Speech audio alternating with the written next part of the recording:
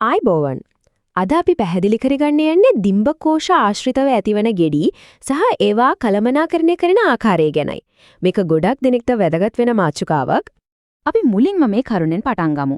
ඩිම්බකෝෂ තියෙන අයගෙන් 10%ක්, ඒ කියන්නේ 10 දෙනෙක්ගෙන් එක්කෙනෙක් ජීවිත කාලය තුල ඩිම්බකෝෂ ගෙඩියක් නිසා සැත්කමකට භාජනය වෙනවා. ඉතින් මේක ඇත්තරම ඉතාම සුලභ සෞඛ්‍ය තත්ත්වයක්.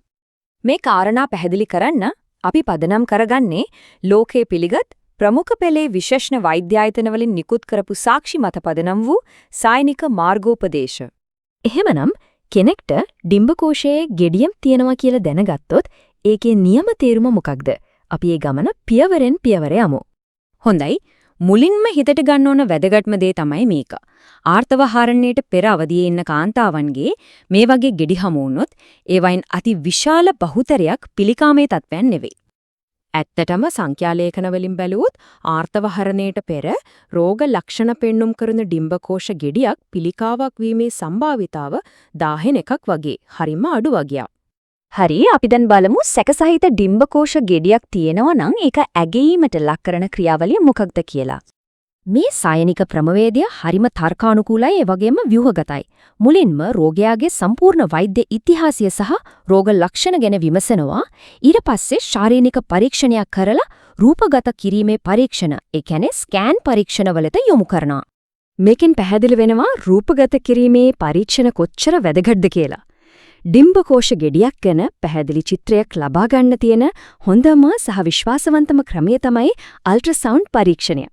සමහර විට ලේ පරීක්ෂණත් මේ ක්‍රියාවලියේ කොටසක් වෙන්න පුළුවන්. හැබැයි CA-125 වගේ පිළිකා සලකුණු විශේෂයෙන් ආර්තවහරණයට පෙර කාන්තාවන්ගේ එච්චර විශ්වාසවන්ත නැහැ. මොකද එන්ඩෝමෙට්‍රියෝසිස් වගේ වෙනත් රෝග තත්ත්වයන් නිසාත් එයාගේ ඉහළ යන්න පුළුවන්. දැන් අපි යමු හැමෝටම තියෙන වැදගත්ම ප්‍රශ්නෙට.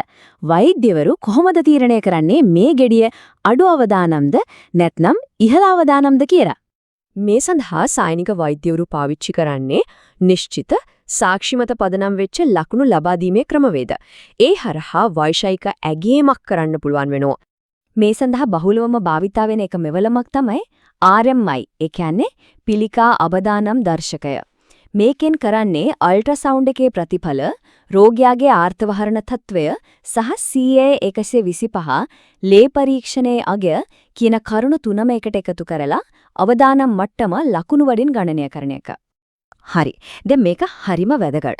මෙතන පෙන්වන්නේ තවත් වෙනස් ක්‍රමයක්. ඒ තමයි අල්ට්‍රාසවුන්ඩ් එකේදී පේන දේ විතරක් බලලා, ඒ කියන්නේ ගෙඩියක පෙනුමානුව ඒක වර්ගීකරණය කරන විදිහ. මෙවට කියන්නේ B නීති සහ M නීති කියලා. B නීති කියන්නේ පිළිකාවක් නොවෙන්න තියෙන ලක්ෂණ. M නීති කියන්නේ පිළිකාවක් වෙන්න පුළුවන් ලක්ෂණ. බලන්න, සරල ගෙඩියක් බිත්ති සිනිදු නම් ඒක බොහෝ දුරක භයානක නැහැ. හැබැයි අක්‍රමවත් ඝන කොටස් තියෙනව නම්, උදරයේ වතුර පිරලා වගේ තත්වයක් තියෙනව නම් එතකොට ඒ ගැන වැඩි අවධානයක් යොමු කරන්න වෙනවා. ගෙඩියේ අවදානම අඩුයි කියලා තක්සේරු වුණාට පස්සේ ඊළඟට අවධානය යොමු වෙන්නේ ඒක කළමනාකරණය කරන සැලැස්මක් හදන එකට. මෙතනදී ප්‍රධාන මාර්ග දෙකක් තියෙනවා. එකක් තමයි සුපරීක්ෂාකාරීව බලා සිටීම, ඒ කියන්නේ කිසිම දෙයක් නොකර නිරීක්ෂණය කරන එක. අනික තමයි ශල්‍ය කර්මයක් කරලා ගෙඩිය ඉවත් කරන එක. මේ තීරණය බොහෝ වෙලාවට රඳා පවතින්නේ ගෙඩිය ප්‍රමාණය මතයි. මිලිමීටර් 50, ඒ කියන්නේ සෙන්ටිමීටර් 5කට වඩා කුඩා සරල ගෙඩි සාමාන්‍යයෙන් ඉබේම නැති වෙලා යන නිසා ඒව ගැන පසුවෙපරම් අවශ්‍ය වෙන්නේ නැහැ. මොකද මේ වගේ ගෙඩි වලින් බහුතරයක් ඔසප් චක්‍ර 3ක් විතර යනකොට ඉබේම නැති වෙලා යනවා. හැබැයි මිලිමීටර් 70ට, ඒ කියන්නේ සෙන්ටිමීටර් 70ට වඩා විශාල නම් MRI වගේ වැඩිදුර පරීක්ෂණ හෝ ශල්‍ය කර්මයක් ගැන හිතන්න වෙලා. හැබැයි ගෙඩිය ලොකු නම්, දිගටම තියෙනවා නම්, එහෙම නැත්නම් සංකීර්ණ ස්වභාවයක් තියෙනවා නම් ශල්‍ය කර්මයක් ගැන සලකා බලනවා. එතනදීත් ප්‍රධානම ඉලක්කය වෙන්නේ ඩිම්බකෝෂයට හානියක් නොකර ගෙඩිය විතරක් ඉවත් කරන එක. පිළිකාමේ නොවන ඩිම්බකෝෂ ගෙඩි ඉවත් කරන සැත්කම් අතරින් රන් සම්මතය එමත් නැත්නම් ගෝල්ඩ් ස්ටෑන්ඩඩ් එක විදිහට සලකන්නේ ලැපරොස්කෝපි සැත්කම. ඒ කියන්නේ අපි කවුරුත් දන්න විදිහට සිදුරු මගින් කරන සැත්කම.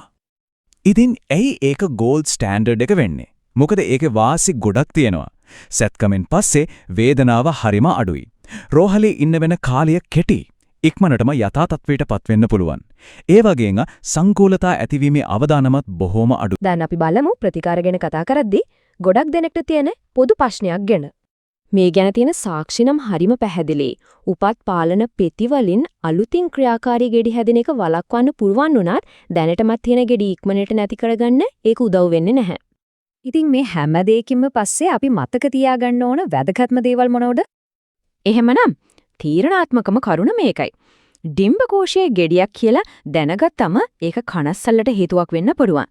හැබැයි ඒක ඇගීම සහ කලමනාකරණය කරන සම්පූර්ණ ක්‍රියාවලියම ව්‍යෝහගතයි සාක්ෂිමත පදනම් වෙලා තියෙන ඒ වගේම අනවශ්‍ය මැදිහත් වීම අවම කරන්න තමයි සැලසුම් කරලා තියෙන්නේ.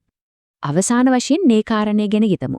කෙනෙක් තමන්ගේ සෞඛ්‍ය ගමනේදී තොරතුරු දැනගෙන ක්‍රියාකාරීව සහභාගී වෙන එක තමයි තියෙන බලවත්ම මෙවලම.